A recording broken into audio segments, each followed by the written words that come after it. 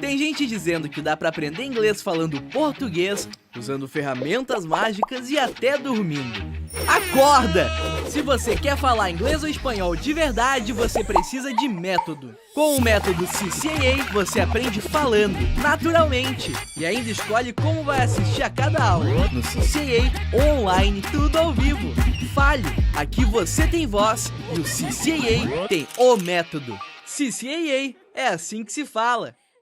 É da sua natureza, de vez em quando, precisar de um tempo no paraíso. Seu sonho de férias agora tem nome: Ocam, o seu imóvel compartilhado na Praia de Pipa. Faça uma compra inteligente e adquira sua fração. Apartamentos de 48 a 198 metros e condomínio com estrutura de hotel de luxo.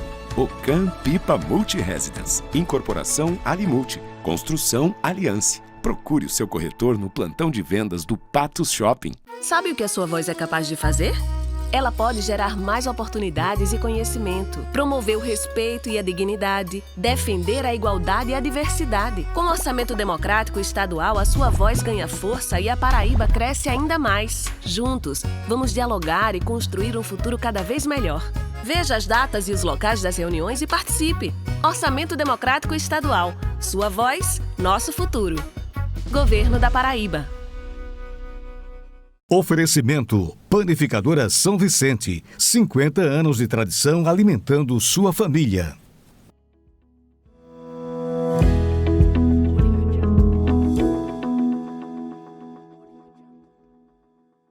Olá, boa tarde. Você que está conosco a partir de agora no programa Fique Bem aqui na TV Sol. É uma satisfação estar com você em mais um dia, em mais uma edição do programa. E para falar de saúde, levar saúde até a sua casa através da TV Sol. Estamos ao vivo a partir de agora pela Brisa TV, canal 184, para 6 estados do Nordeste. TCM TV, canal 244, para mais de 10 cidades do Rio Grande do Norte. E LM TV, canal 2, para toda a região de Guarabira. E, lógico, pelas plataformas digitais, pelo @TV Sol Patos. Inclusive, você pode mandar o link para quem você quiser, para a família, para quem precisa acompanhar as informações que serão compartilhadas por aqui. Esse programa fica gravado lá no YouTube. Se você perdeu alguma informação, não tem problema. Manda para aquela pessoa ou assiste lá pelo YouTube.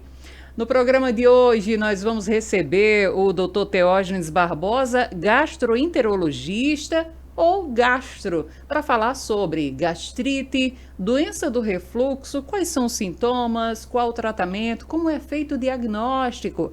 A gastrite, existe gastrite nervosa no sistema emocional?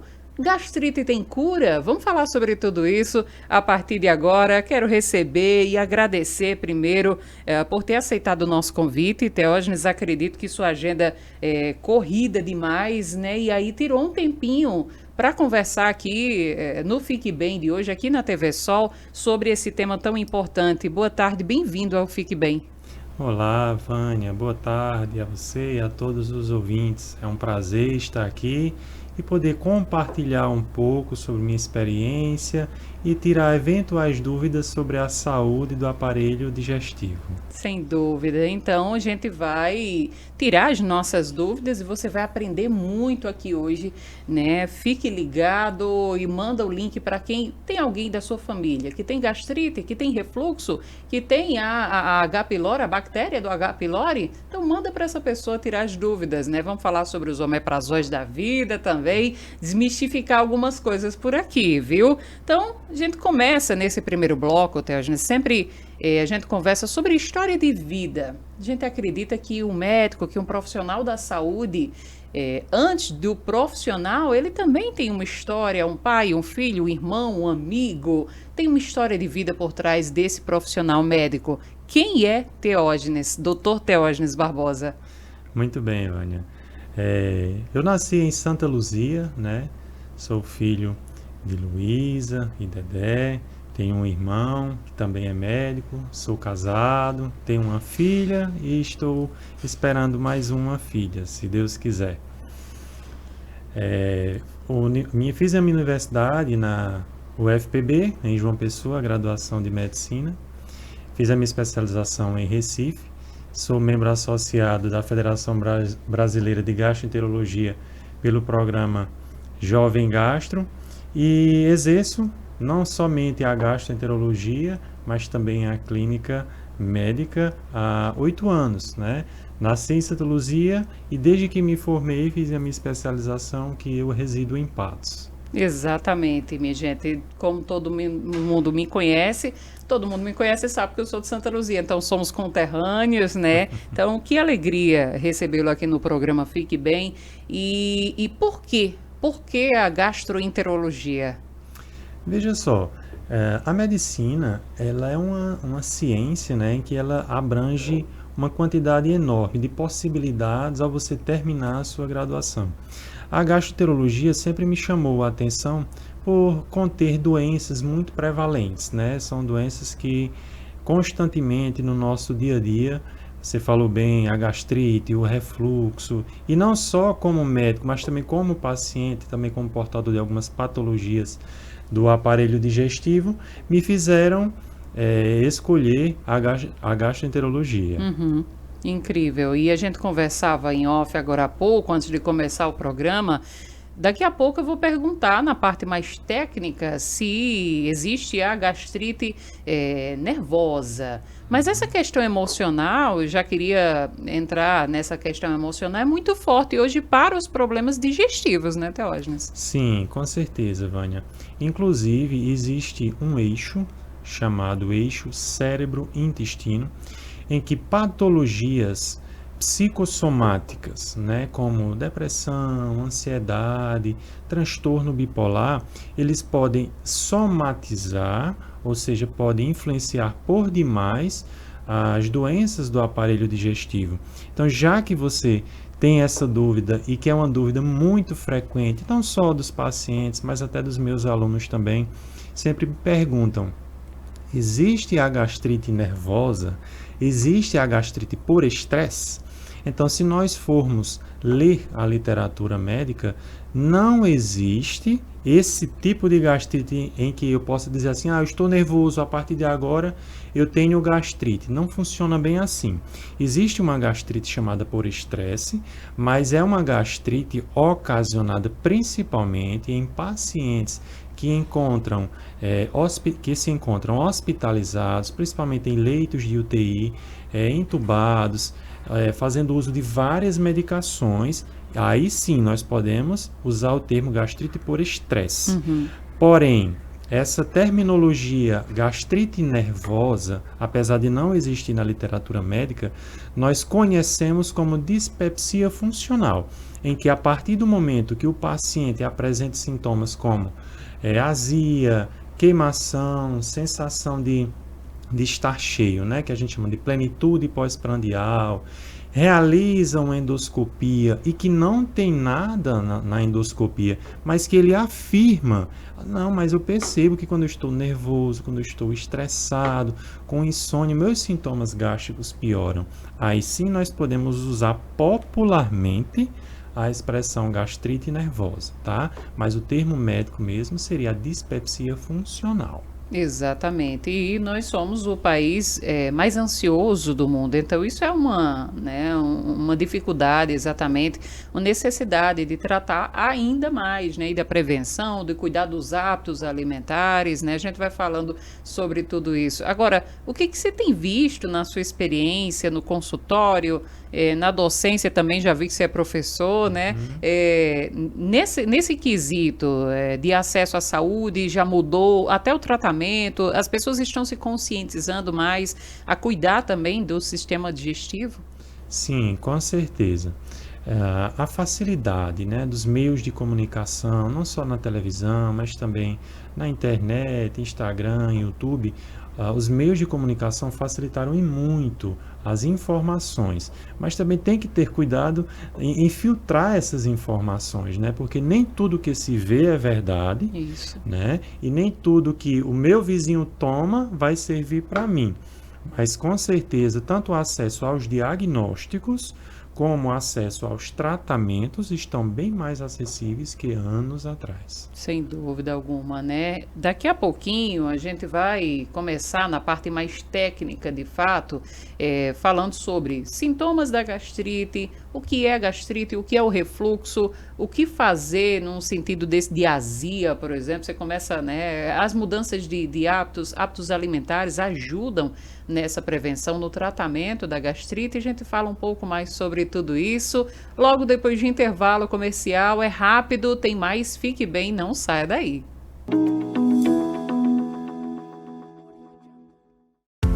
Patos tem um novo conceito em saúde, em um espaço para cuidar bem de você. A Sedare Policlínica conta com uma equipe focada em um atendimento de qualidade, acolhedor e personalizado para cada cliente. Valores como humanização, confiança, ética e segurança fazem parte da essência do empreendimento. Com uma ampla e confortável estrutura, a Sedare dispõe dos serviços de consultas médicas e psicológicas em diversas especialidades, com profissionais de referência. Nessa missão de cuidar das pessoas, a médica Micaela Mota é uma das profissionais que atuam na Policlínica Sedare com atendimento psiquiátrico e cuidados com a saúde da mente.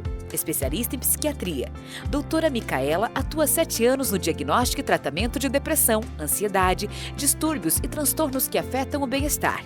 Na área infantil, a profissional atende crianças com dificuldades cognitivas e autismo e auxilia no tratamento correto e precoce dos pequenos junto às famílias.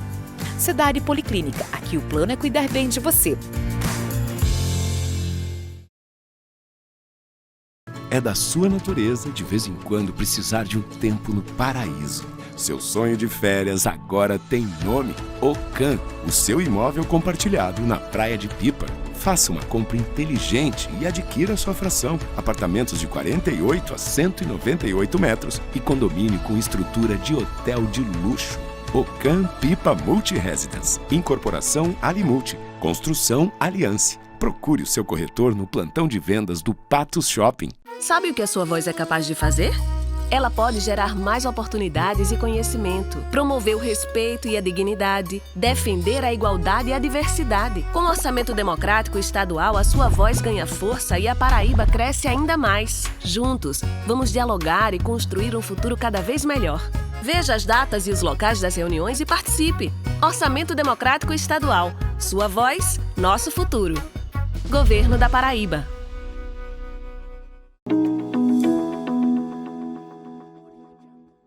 Estamos de volta com o programa Fique Bem aqui na sua TV Sol e levando muita saúde até a sua casa através da TV, e você pode nos acompanhar também em todas as plataformas digitais através do @TV Sol Patos. Já sabe, né? O programa fica gravado lá no YouTube, então se alguém perdeu o programa, alguma informação que foi dita aqui, não se preocupa, assista novamente ou assista o programa todo completo lá pelo YouTube também.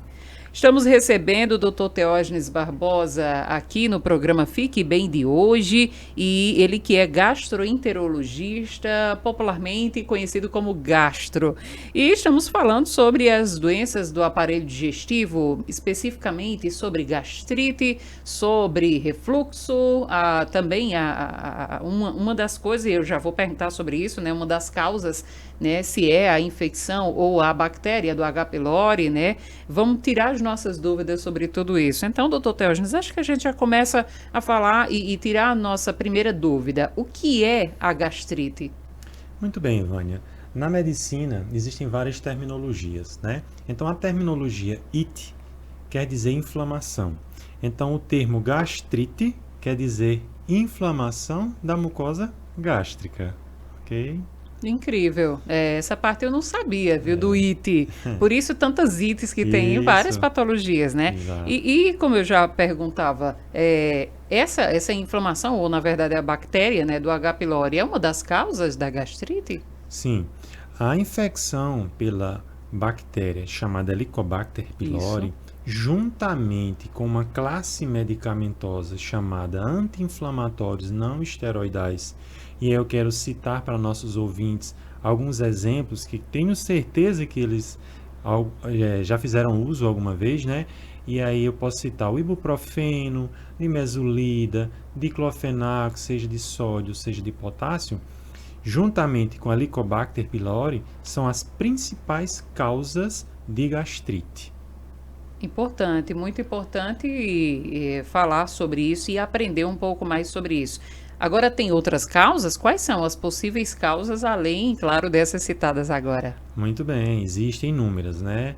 Como eu falei, a gastrite é apenas um termo, que quer dizer inflamação da mucosa gástrica, né?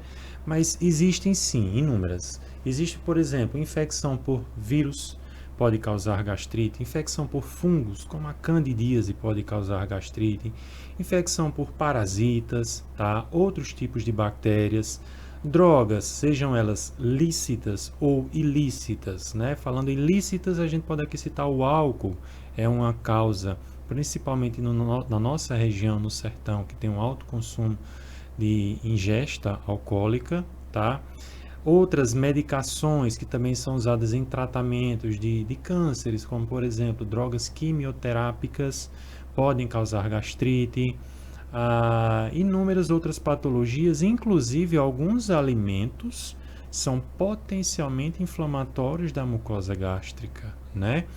E é muito interessante, nós iremos falar um pouco mais à frente, doutor, qual é a dieta de gastrite, né? Não existe uma dieta pronta, mas eu vou citar um pouco mais à frente para que vocês possam entender melhor. Sem dúvida. E quais são os sintomas da gastrite? Porque a gente conhece alguns, são bem comuns. A dor no estômago, né? Às vezes vem com náuseas, mas aquela azia, aquela queimação no estômago. Tem alguns sintomas que a gente não são tão comuns, que a gente não fala muito, por exemplo. Muito bem, você está bem entendida do assunto. Existem os sintomas leves e existem os sintomas mais severos. Entre os sintomas leves são justamente esses que você falou, né? Aquela dor tipo queimação, tá? Que a gente chama no termo de epigastralgia. Existem as náuseas. Náusea, para quem não entende, é aquela vontade de vomitar. Existem também os próprios vômitos, né? Existe aquela sensação de comer pouco e encher rápido, que nós chamamos de saciedade precoce. Existe também um sintoma chamado de plenitude pós-prandial, que é aquela sensação de estufamento. Doutor, eu comi tão pouquinho e estou me sentindo tão cheia. Então, esses são sintomas de gastrite. Na verdade, podem ser sintomas de gastrite, né? Existem os sintomas mais severos. E aí eu posso elencar aqui, por exemplo, sangramento nas fezes, tá? Aquelas fezes mais escuras, cujo nome é melena, pode ser um tipo de sintoma mais severo para a gastrite. Vômito com sangue, nós chamamos de hematêmese, e as consequências desse sangramento, né? E aí vem as anemias, anemia por deficiência, na verdade por perda de sangue, ok? Incrível. Então, esse diagnóstico de uma gastrite, ele pode ser feito nessa análise do quadro clínico do paciente. Quais são os exames? A gente já conhece, claro, a endoscopia, mas quais são os exames, então, para se fechar esse diagnóstico? Muito bem. É uma soma de fatores, né? Você tanto pode acrescentar aos sintomas que nós falamos anteriormente, os exames tanto laboratoriais como exames de imagem, né? Se você tem um paciente, né, um usuário, vamos falar assim, que chega relatando, doutor, eu tenho um sintoma de azia, sintoma de dor em queimação, essa sensação de estufamento há algum tempo, que piora principalmente ao me alimentar com alguns alimentos típicos, por exemplo, café, chocolate, refrigerante, frituras, alimentos muito condimentados. Então, para mim, isso já sugere ser uma gastrite, né?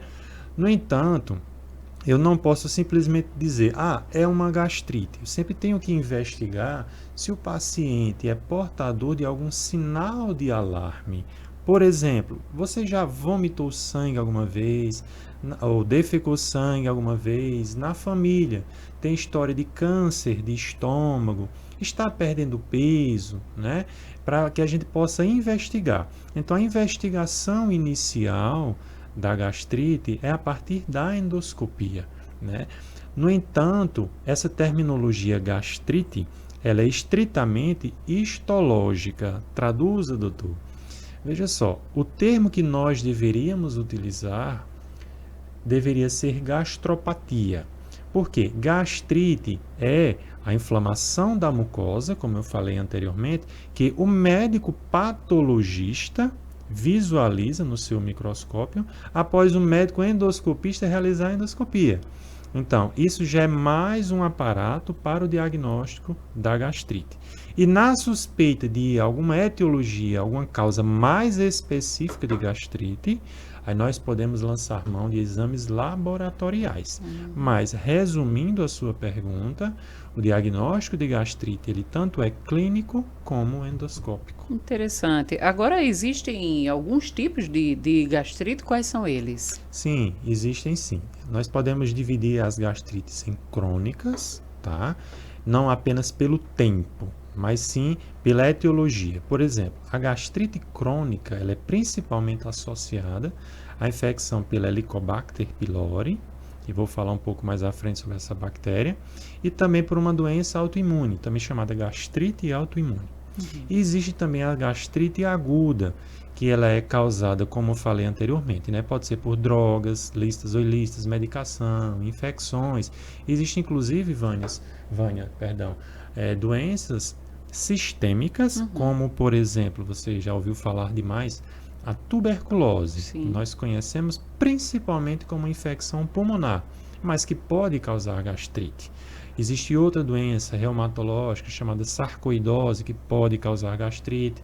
E existe também uma doença inflamatória intestinal, especificamente chamada de doença de Crohn, que também pode causar gastrite. Então, tipos de gastrite: gastrite crônica, gastrite aguda, e também existe a gastrite atrófica. Então, assim, popularmente falando, existem esses tipos. Mas também existe uma classificação endoscópica, que é aquele usuário que chega lá, faz a endoscopia, ao receber o seu laudo, ele vai ler gastrite endoscópica enantemática ou enantematosa, né? Então, doutor, o que é isso? Existe na medicina vários scores, né, que nós chamamos, em que nós utilizamos para dar esses diagnósticos. Então, na endoscopia existem outros tipos, né, que você pode citar, como, por exemplo, a gastrite enantemática, a gastrite hemorrágica, erosiva leve, erosiva elevada, tá? Inclusive a gastrite atrófica e a gastrite hiperplásica e por refluxo biliar. Então, assim, existem inúmeras. Nós poderíamos passar aqui horas e horas falando só de gastrite. Exatamente. E nesse quesito dos tipos de gastrite, já queria entrar então nessa seara da gastrite nervosa. Você já adiantou algumas coisas, mas de fato, existe, Dr. Teógenes Barbosa, gastroenterologista, existe a gastrite nervosa? Popularmente falando, digamos que sim, porém na literatura médica não, tá?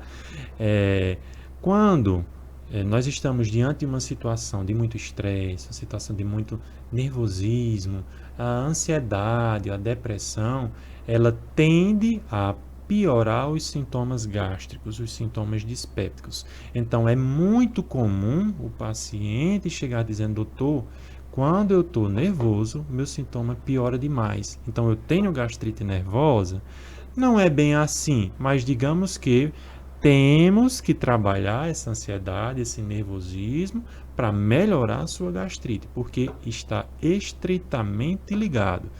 Não são coisas separadas. Tanto os sintomas gástricos podem piorar os sintomas psicossomáticos, como os sintomas psicossomáticos podem piorar os sintomas gástricos. Tá vendo aí? Olha, por isso que é bom aprender sobre tudo isso, tirar as dúvidas, minha gente, porque o negócio é complicado. Se nós somos o país mais ansioso do mundo, viu a dificuldade aí em tratar, né, a causa, né, a causa da gastrite, que podem ser os problemas psicológicos e emocionais. Falar das nossas emoções, que é o ideal, é fazer uma terapia, e aí sim a gente vai estar tratando a causa e vai junto com as duas especialidades, Isso. inclusive, né, que são interligadas. Agora, você já adiantou algo sobre alimentação. Primeiro a gente vai trazer aqui, falar sobre uma dieta, as mudanças de hábitos na alimentação importantes para esse tratamento ou a prevenção da gastrite. Mas eu queria fazer uma pergunta bem específica sobre a nossa região Nordeste. Nós temos uma culinária muito específica, de muita gordura, de hábitos alimentares, a culinária mesmo. Por exemplo, as comidas de milho, doutor Teógenes, o cuscuz, ele pode causar aí uma azia ou uma gastrite? Muito bem. O cuscuz, sim, ele pode piorar e muito, tá? Os sintomas dispépticos. Não só o cuscuz, né? Mas a farinha, o chocolate, as frutas cítricas como laranja, acerola, abacaxi, limão, tá? E aqueles alimentos que contêm muito condimento, muito tempero, aqueles temperos que já vêm pronto, que adicionamos, aquela famosa carne guisada, né? Aquela buchada cheia de molho, são alimentos muito condimentados que podem sim piorar esses sintomas dispépticos. Porém, eu quero salientar que não existe dieta pronta para a gastrite. A dieta ela é individualizada. Então, vamos aqui citar um exemplo. Vânia, que você está aqui na minha frente, você tem gastrite, eu também tenho gastrite. Então, ao se alimentar, vamos dizer aqui, banana. Você come banana, não sente nada. Eu como banana, fico arrotando, fico com queimação, sinto dor gástrica. Então, eu que tenho sintomas ao me alimentar com banana, eu devo tirá-la da minha dieta. Você que não sente nada ao comer banana, não precisa tirar da dieta, tá? Então, é muito particular, é de pessoa para pessoa. Claro que existem aqueles alimentos que realmente pioram mais. No entanto, não vá pensando que todo mundo deve seguir a mesma dieta. Não. Se você aí que está nos ouvindo tem gastrite e percebe que ao comer determinado tipo de alimento piora seus sintomas, você afaste ele e procure substituir por outro que não traga sintomas. Então, em suma, diminuir os industrializados, comer comida de verdade, no sentido de comida de verdade que eu digo, é ali as frutas, as verduras, e aí ter essa reeducação alimentar? Exatamente. Até porque nós iremos falar um pouco sobre tratamento, e o tratamento, tanto de gastrite como doença do refluxo, ele não é apenas medicamentoso. Eu costumo dizer, tanto aos meus pacientes como aos meus alunos, que o tratamento 50% é comportamental, os outros 50% é medicamentoso. Então é muito importante o paciente ter ciência disso, para ele entender que o tratamento vai levar um certo tempo e também essa reeducação alimentar é que vai favorecer o seu processo de melhora e não unicamente a medicação. Exatamente. Agora, acredito que uma dúvida também muito comum é se a gastrite ela pode se tornar uma úlcera ou um câncer. Muito bem, Vânia. Você traz perguntas assim extremamente interessantes e muito importante essa pergunta. Veja só. Sabendo que a gastrite é uma inflamação da mucosa gástrica, tá? O nosso estômago ele é dividido, falando assim, em histologia, né, por partes, né? Se eu estou falando para você que a gastrite é uma inflamação da mucosa, abaixo da mucosa existe outra parte, chamada submucosa, que depois ainda tem outras partes, né, muscular e por aí vai. Se essa gastrite ela não é tratada adequadamente, com o passar do tempo, essa inflamação ela pode avançar. Avançando, ela pode atingir essas outras partes do estômago, ou seja, invadindo mais. E aí pode evoluir sim para uma úlcera, que a longo prazo, a depender da etiologia, pronto, nós falamos aqui em H. pylori. Então, a H. pylori foi a causa da gastrite, que não foi tratada. Ela pode evoluir para uma úlcera, que a longo prazo pode evoluir para um câncer gástrico, tá? Mas é importante salientar, não é assim, do dia para a noite, isso é uma evolução longa. E aí, está sempre atento aos sintomas e, quando necessário, procurar o médico o mais rápido possível para que esse diagnóstico seja dado precocemente, consequentemente tratado o mais rápido também. Interessante. Agora a gente falou sobre a H. pylori. Como é feita, como é que acontece a transmissão então da H. pylori? Como é que ela Ó, surge? muito bem. A Helicobacter pylori é uma bactéria que invade o nosso estômago, né? Ela está presente no nosso estômago. Nós, seres humanos, somos o hospedeiro definitivo dessa bactéria. Graças a Deus que as estatísticas mais recentes, elas mostram que a taxa de erradicação por H. pylori ela está diminuindo no mundo, inclusive no Brasil também, ela vem diminuindo. Só falando um pouquinho de epidemiologia, existe um dado que diz que a infecção por H. pylori ela chega a ser até 50% da população mundial. E aí, fazendo uma continha rápida, se na sua casa tem 4 pessoas, é provável que 2 estejam infectadas por H. pylori. Mas enfim, Teógenes, como eu pego H. pylori? Veja só, a transmissão, na maior parte das vezes, ela se dá através da transmissão fecal-oral. Então, vamos imaginar, a bactéria está presente no nosso estômago, que vai entrar, os alimentos irão entrar no estômago, que vão passar para o intestino, vai formar fezes, e nessas fezes irão apresentar essa bactéria H. pylori, naquela pessoa que está contaminada. Então, aquela pessoa que está contaminada, eventualmente foi ao banheiro, e aí, porventura, ou esqueceu, ou não teve a oportunidade, né? Fez lá o número 2, vamos assim dizer, e esqueceu, ou na pressa, não deu para lavar as mãos. Tá? E aí saiu ao banheiro, precisava ali no corre-corre do dia a dia, precisava fazer um lanchinho rápido. E aí pegou uma maçã na geladeira. E aí o filho dele ia passando e disse: papai, me dê essa maçã. E aquela maçã, né, possivelmente já contaminada, que ele passa para o filho. Lembrando, gente, não é assim, uma situação difícil de acontecer. É o nosso dia a dia. Infelizmente, às vezes, na pressa, termina acontecendo. Então, é assim, Vânia. A bactéria sai junto das nossas excretas, o manuseio que não foi asseada as mãos, a gente pega um alimento, ou manipula, às vezes vai num restaurante em que não sabemos a procedência dos alimentos crus em geral, né? Manipulado com as mãos, vou lá, como esse alimento e aí eu sou um potencial contaminado por H. pylori. Tá vendo aí? Olha que interessante. A gente está aprendendo muito hoje aqui nesse programa sobre gastrite, a H. pylori, também dando umas pinceladas sobre esse tema e também sobre o refluxo. A gente vai chegar lá no refluxo. Agora, a pergunta que não quer calar: a gastrite tem cura, doutor Teógenes? Muito bem. A resposta é sim, tá? Uma vez identificada a causa da gastrite, e você tratando a causa, ela pode sim ter cura. E aí, lembrando aqueles fatores de risco, né, aquelas etiologias da gastrite, vamos só citar um exemplo rápido. A causa da minha gastrite é a Helicobacter pylori. Eu faço o tratamento da Helicobacter pylori. Ela foi erradicada, a minha gastrite foi curada. Exatamente. Agora, sobre o tratamento, a gente estava falando agora há pouco, como é feito o tratamento da gastrite? A gente já entra nessa seara dos omeprazóis da vida, dos zóis, né? E a importância de não se automedicar também, que é um costume bem comum da população brasileira, né? Isso, com certeza.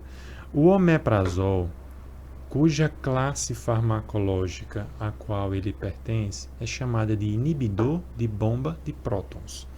No entanto, não só existe ele ficou muito famoso porque ele foi o primeiro IBP, né, a ser produzido, e aí já tem décadas em que ele é produzido, comercializado e, consequentemente, vendido.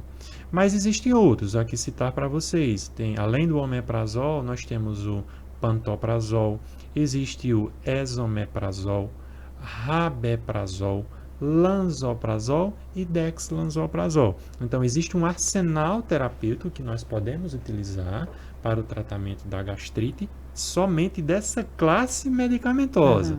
Mas existem outras classes, né, como os antiácidos, que aí a gente utiliza principalmente de acordo com os sintomas. Tô ali com uma azia, vai lá e toma um antiácido. Não é para tomar um omeprazol no momento em que tiver azia. Aquelas pastilhas ali, né? Isso, exatamente. Aquelas pastilhinhas, hidróxido de alumínio, hidróxido de magnésio, associado com simeticona e por aí vai. Os IBPs, né, a classe do omeprazol, eles devem ser tomados sempre em jejum, né? Claro, eu chamo a atenção que existem algumas particularidades em que eles podem ser tomados à noite e dependendo se o paciente faz uso ou não de alguma outra medicação, esse horário precisa ser mudado, tá? Mas também só acrescentando que o tratamento da gastrite ele é farmacológico e comportamental, incluindo a dieta, ok? Agora, a gente já ouviu, doutor Teógenes, no senso comum, por isso que a gente precisa de um profissional especialista, né, para nos subsidiar nesses temas.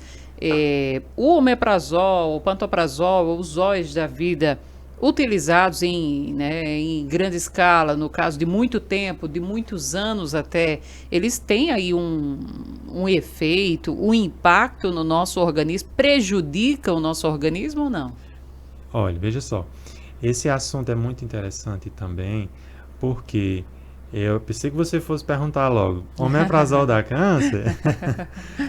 Em 2017 saiu um estudo nos países de Hong Kong e na China, em que ele justamente dizia isso, omeprazol dá câncer, né? E aí ficou essa celeuma. Mas veja só, os IBPs, eles são uma das medicações mais prescritas no mundo. São medicações seguras, desde que usadas da maneira correta, pelo tempo correto e quando prescrito pelo médico, né? Então, esse tipo de medicação, ele pode sim, porventura, ter alguma associação com outras medicações e trazer algum efeito adverso. No entanto, são medicações seguras, mas sempre deve ser prescrito pelo médico, porque o tempo vai depender do seu diagnóstico, qual tipo de gastrite, se tem ou não infecção por H. pylori e assim, por assim posso dizer.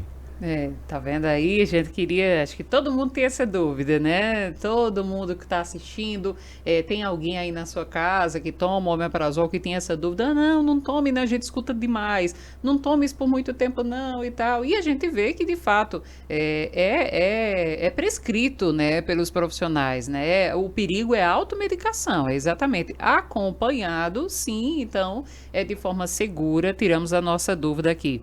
Entrando no assunto do refluxo, já para perguntar o que é o refluxo, ele pode ser confundido também com uma gastrite? Pode ter essa confusão aí na cabeça do paciente? Pronto, iremos esclarecer agora.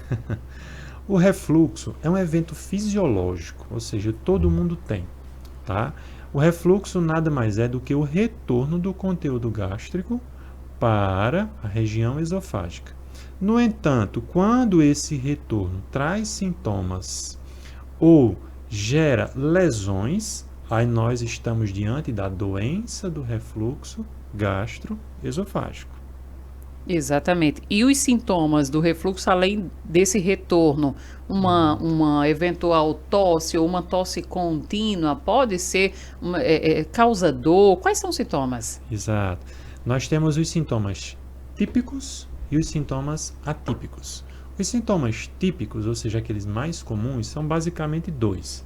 É chamado de pirose, que nada mais é que a sensação de azia nessa região, queimação, nessa região retroesternal, região atrás do osso externo, e a regurgitação, são os sintomas típicos. Agora, entrando nos sintomas atípicos, nós temos diversos. Por exemplo, sintomas na cavidade oral, desgaste do esmalte dentário, amargor na boca, halitose, afta são exemplos. Sintomas otorrinolaringológicos, né, que são as otites de repetição, sinusite, faringite, rouquidão. Sintomas pulmonares que você perguntou, tosse persistente, aquela tosse que aparece principalmente ao se deitar, tá? Aquela tosse que tem despertar noturno, o paciente está dormindo, acorda sufocado com tosse.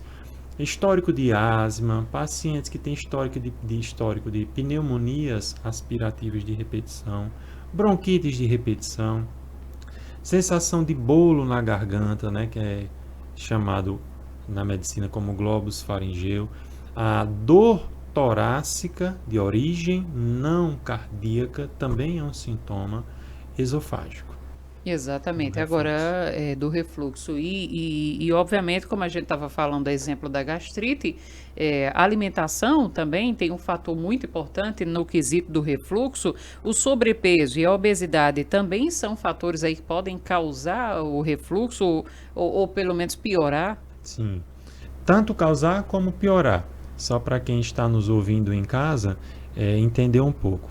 Se nós falamos que a doença do refluxo ela é decorrente do retorno do alimento do estômago para o esôfago, se você tem uma situação de sobrepeso ou obesidade, que você tem uma cintura abdominal, né, aumentada, aquela região abdominal ela vai fazer maior pressão no estômago, consequentemente vai favorecer o retorno desse alimento. Então ele tanto pode causar a doença do refluxo, como ele pode piorar a doença do refluxo.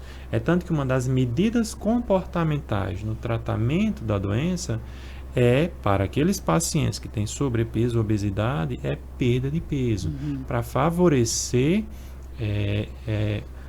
o fim desse sintoma. Exatamente. E a obesidade, na verdade, que é um fator de risco para várias outras doenças, né? É a necessidade, como a gente disse aqui, dos hábitos alimentares, dessa reeducação alimentar, né?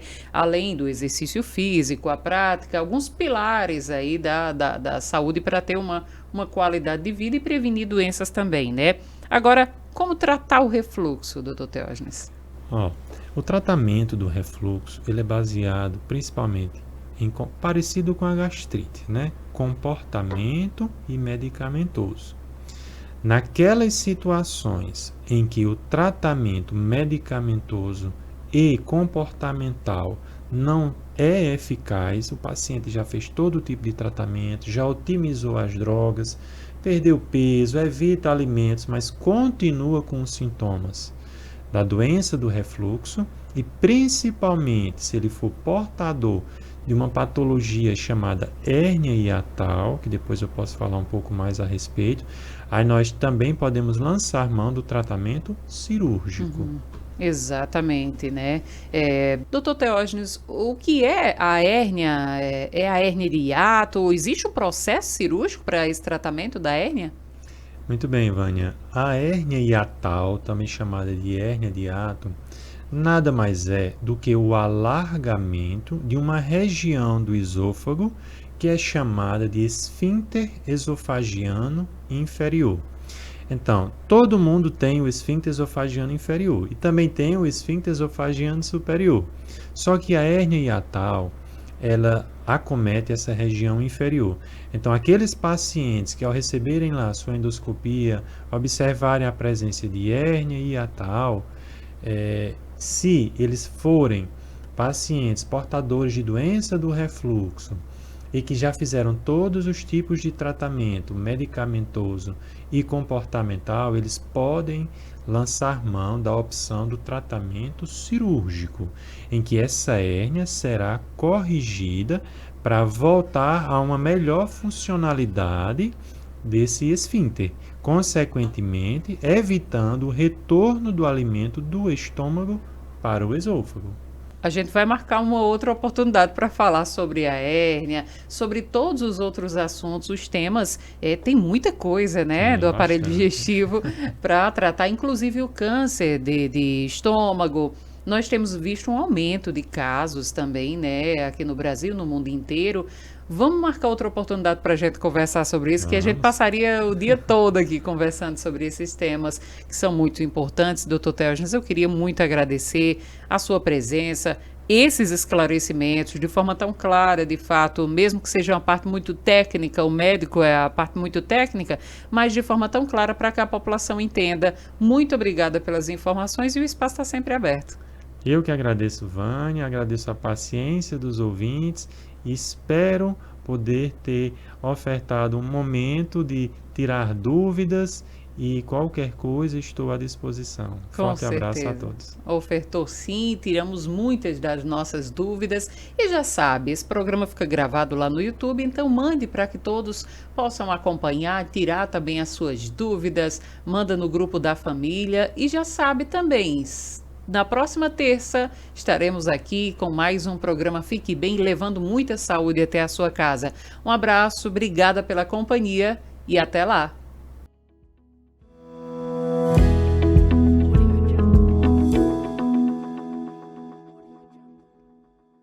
Para viver mais é preciso cuidar da saúde. Doutora Felícia Crispim, médica endocrinologista e metabologista, atua há 12 anos na prevenção, diagnóstico e tratamento de doenças como diabetes, obesidade, colesterol, problemas da tireoide, osteoporose, climatério, síndrome do ovário policístico, distúrbios do crescimento e desenvolvimento. Profissional renomada que, com análise e estudo individual de cada caso, proporciona aos pacientes qualidade de vida e bem-estar. Consultas com atendimento humanizado em um espaço acolhedor e preparado para prestar a assistência necessária com padrão e excelência. Clínica Doutora Felícia Crispim, Rua Bossuet Vanderlei, número 866, no centro de Patos. Telefone 3421-7233. Sabe o que a sua voz é capaz de fazer? Ela pode gerar mais oportunidades e conhecimento, promover o respeito e a dignidade, defender a igualdade e a diversidade. Com o orçamento democrático estadual, a sua voz ganha força e a Paraíba cresce ainda mais. Juntos, vamos dialogar e construir um futuro cada vez melhor. Veja as datas e os locais das reuniões e participe. Orçamento Democrático Estadual. Sua voz, nosso futuro. Governo da Paraíba. É da sua natureza, de vez em quando, precisar de um tempo no paraíso. Seu sonho de férias agora tem nome: Ocan, o seu imóvel compartilhado na Praia de Pipa. Faça uma compra inteligente e adquira sua fração. Apartamentos de 48 a 198 metros e condomínio com estrutura de hotel de luxo. Ocan Pipa Multi-Residence. Incorporação Alimulti. Construção Aliança. Procure o seu corretor no plantão de vendas do Patos Shopping. Tem gente dizendo que dá para aprender inglês falando português, usando ferramentas mágicas e até dormindo. Acorda! Se você quer falar inglês ou espanhol de verdade, você precisa de método. Com o método CCAA, você aprende falando, naturalmente. E ainda escolhe como vai assistir a cada aula. No CCAA, online, tudo ao vivo. Fale! Aqui você tem voz e o CCAA tem o método. CCAA, é assim que se fala.